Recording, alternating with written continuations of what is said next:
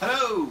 Welcome to another What Your Builder Doesn't Want You to Know. And this week we're going to be talking about why your builder doesn't call you back. It's currently 6:28, so I'm just going to pad for a couple of minutes until it's 1:30, which is when we sort of tell people we're going to be starting. If you are watching now, please press share. It's really helpful to share these live videos nice and early, I've recently found out. So please press share. Please leave a comment. Please tell your friends. If you found these videos that we've been doing helpful, then think about it. Probably your friends will too. So like I say, please share it and like our page. Leave a comment down below. All that good stuff. You know the drill by now, I'm sure. So we're going to be talking about why your builder doesn't call you back. In addition to that, there's sort of a cluster of things that I feel all fall under the same sort of category. There's three main areas of this sort of breakdown, and one is not calling back. The second one is not returning a quote after seeing the job, and the third one is just not turning up to do the job after winning it. And they all are symptoms of the same kind of thing. So I'm going to be talking about all of those this evening, and it's 1:30, so let's go. For those of you just joining now, thank you very much for watching. Please share, like, subscribe, leave a comment down below, all that good stuff. Welcome to another What Your Builder Doesn't Want to Know, and today's is called Why Your Builder Doesn't Call You Back. So it's an age-old problem. We all either have experienced it or know someone who has. I mean, we experience it all the time when we're doing work and we're liaising with other builders and they don't call us back. So we feel your pain.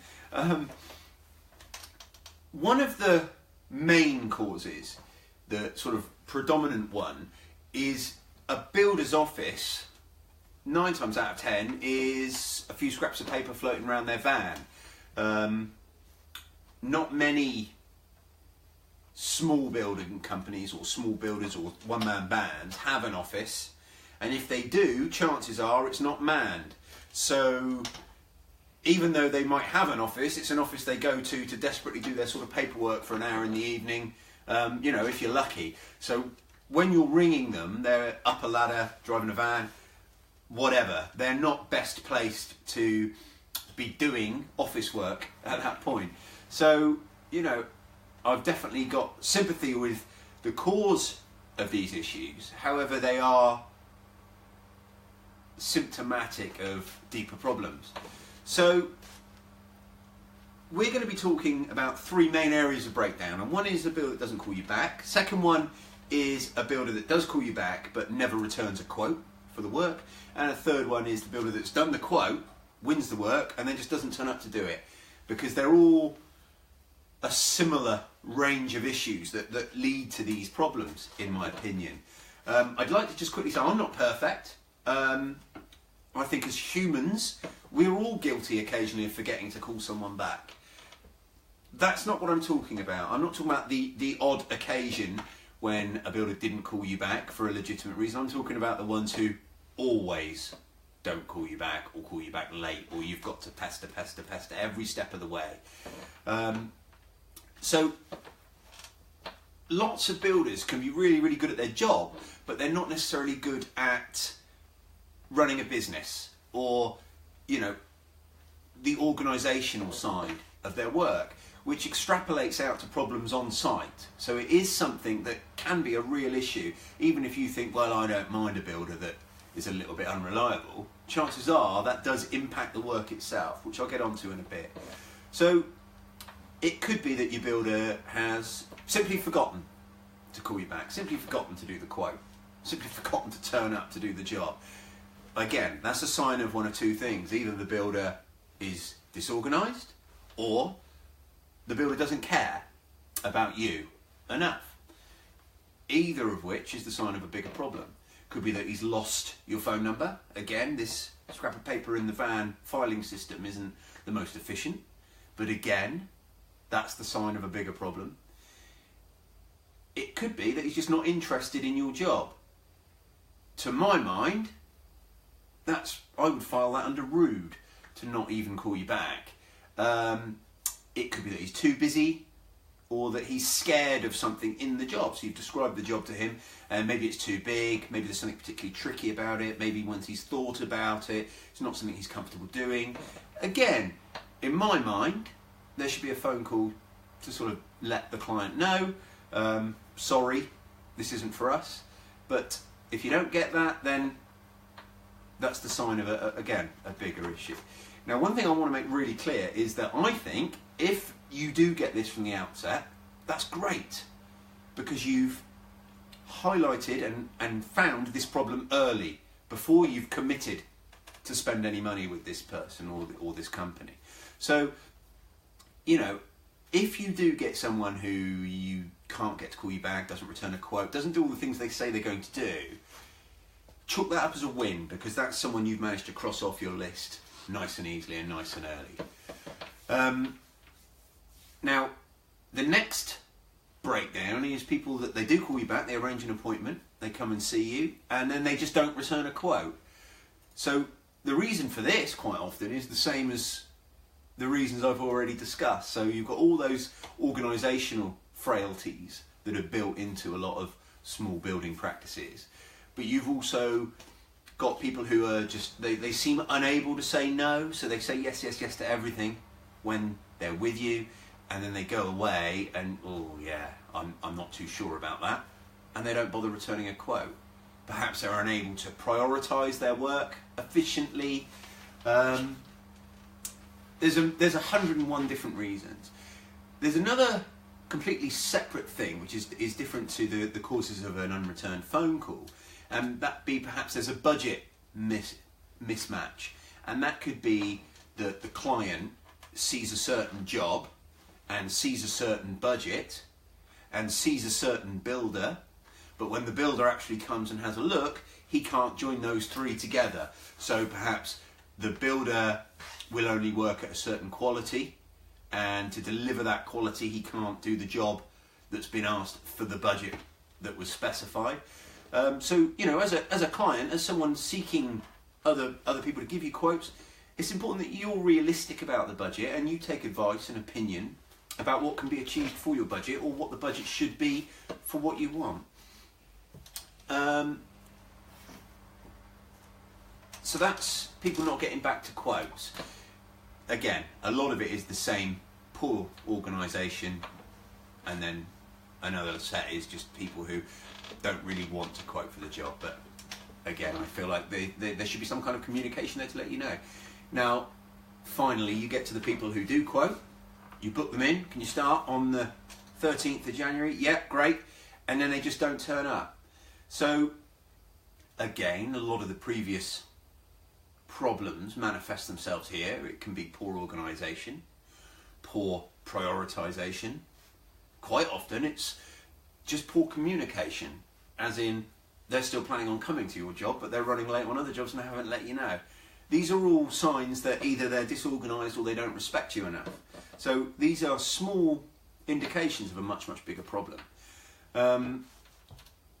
Other people, you might receive a quote and it's that they've kind of got a scattergun approach to quoting.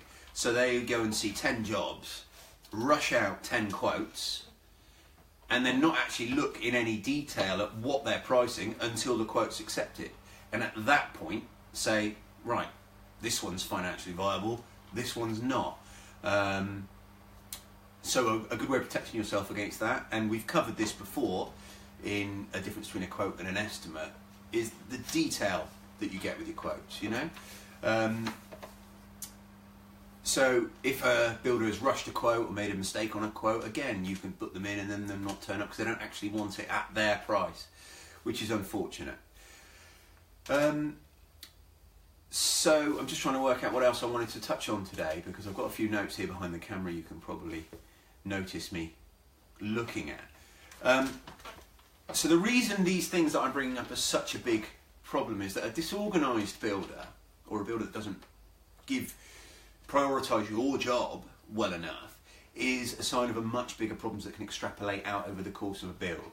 So if a builder is disorganised in how he works, he could be the greatest bricklayer, plasterer, roofer in the world, but if he's disorganised, that can lead to your schedule running over. It can lead to subcontractors that he has planned or she has planned to use being told, we're not ready for you yet, and there's a knock-on effect there where they get other work that they have to go and do and they can't come back. Are they going to be able to order the materials you want on time? Are the materials they order going to be what you want? Are they able to manage the communications between the building control officer, the architect, the lead times involved in organising all these things? So if you've got someone who's not particularly organised, it's going to show up in more than just a couple of missed phone calls and a late appointment. Now, if there's an estimate being done, this can really bite you, because poor management and poor organisation will lead to wasted materials, it will lead to delays, it will lead to work being redone, all of which are going to have a massive financial implication on whoever's writing the cheque. Obviously, if there's a quote, you're far better protected. We've covered that before. But again, you need to go through all the usual checks and balances that you would, and just make sure that you're getting everything that you were told you were going to be getting, but that you're getting that communication that you want as well. So, I'll take a second out to stop now and just say, please, if you're watching live, thank you very much. Please share, subscribe, leave a comment. I do have a few more points I want to make quickly before I finish. I just want to say, if you're watching on YouTube as well, please share, please like. And if you've got any questions about tonight's topic or any other topic, or if there's anything you want covered, please let us know below. That'd be great. So finally, I want to very briefly cover what can you do to make sure that you're not going to get a disorganised builder. What can you do? How can you tell? Well, and none of these things are foolproof, but generally speaking, have a look at the vehicle they turn up in, inside. So, how do they turn up? Do they come to your house and they've got a folder and they're making notes? Or are they just going to walk around and try and remember everything? Because a lot of the things you're probably going to talk to them about, if you're having an extension or whatever, you've probably written down somewhere, and you've written it down because it's important to you. So if someone else isn't writing it down, that tells its own story. Unless you're having a very small job, chances are you're going to have more than one appointment with this person. Are they on time? Now again, no one, or very, very few people are on time every time. I try, I'm certainly not on time every time, but if I am going to be late, I make a point of doing everything within my power to call or email or some way communicate with the client that I'm running a bit late, because as much as anything else, it proves that I'm aware of that fact. And I don't want to be letting anyone down. I don't like it when people are late to meet me, and I don't see why I should treat other people any differently. So those are a few of the things you can do. And the other thing is just make very, very careful mental note of what the builder says they're going to do. If they say, we're going to go away and you will get our quote by Thursday, it's not the end of the world if it comes on Friday, but they ultimately have made you a promise. So anyone who's not delivering on their promises, again, red flags. I've had a few other contractors talk to me in the last week since I said I was going to be doing this evening, and one thing that was brought up that I feel I should mention is, as clients, as people seeking quotes, we feel aggrieved when someone doesn't bother getting back to us. We feel aggrieved when someone doesn't return our calls. We feel aggrieved when someone doesn't provide us with a quote after saying they will, and all rightly so. I will just say, because it's been mentioned to me several times, for every builder out there that doesn't return a quote, there's also a client that gets a free quote that a builder has put time and energy and effort into, and they never ever ever get back to the builder to say, no, we don't want to have the work done, or anything else, any other feedback. So, bear that in mind too. Treat everyone as you want to be treated. So, that's it. That's all I've got to say this week. Hopefully you've found it useful, and hopefully we've lifted the veil slightly on that age-old question, why your builder never gets back to you. So next week we're going to be talking about why it's important to use a fiscally responsible builder, a builder that looks after the financial side of their own business, and how you can sort of check to make sure that the builder you're going to use isn't going to go bust halfway through the job and is going to, you know, be there for long-term support after the job's finished. So, last time, like, comment, share, subscribe, please, all that good stuff. You know the drill. And I will see you next week. Thank you.